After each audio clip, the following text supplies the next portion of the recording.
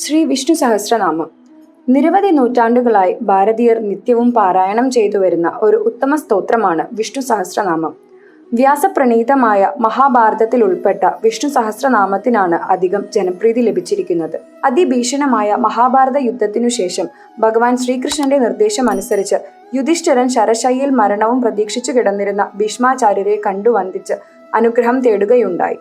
ജ്ഞാനവൃദ്ധനായ ഭീഷ്മർ യുധിഷ്ഠിരന്റെ സംശയങ്ങൾക്ക് യഥോചിതം സമാധാനം പറയുകയും രാജധർമ്മം ഉപദേശിക്കുകയും ചെയ്തു. ഒടുവിൽ യുധിഷ്ഠിരന് ഭീഷ്മ പിതാമഹനോട് ഇപ്രകാരം ചോദിച്ചു: കിമേകം ദൈവതം ലോകേ കിം വാപ്യേകം പരായണം സ്തുവന്തഃ കം കമർച്ചന്തഃ പ്രാപ്നുയുർമാനവാഃ ശുംഭം കോ ധർമ്മഃ സർവധർമാണാം ഭവതഃ പരമോ മതം കിം ജന്മമുച്യന്തേ ജന്തുർജന്മ സംസാര ബന്ധനാത്. ലോകത്തിൽ ഏകനായ ദേവൻ ആരാണ്? ഏകവും പരമവുമായ പ്രാപ്യസ്ഥാനം ഏതാണ്? ഏതൊരു ദേവനെ അർച്ചിച്ചാലാണ് മനുഷ്യർ സദ്ഗതി നേടുക? എല്ലാ ധർമ്മങ്ങളിലും വെച്ച് ഏറ്റവും ശ്രേഷ്ഠമെന്ന് അങ്ങ് കരുതുന്ന ധർമ്മം ഏതാണ്? ഏതൊരു ദേവനെ അർച്ചിച്ചാലാണ് മനുഷ്യർ സദ്ഗതി നേടുക? എല്ലാ ധർമ്മങ്ങളിലും വെച്ച് ഏറ്റവും ശ്രേഷ്ഠമെന്ന് അങ്ങ് കരുതുന്ന ധർമ്മം ഏതാണ്? ഏതിനെ ജപിച്ചാലാണ് മനുഷ്യന് ജന്മസംസാര ബന്ധത്തിൽ നിന്ന് മുക്തി നേടുക?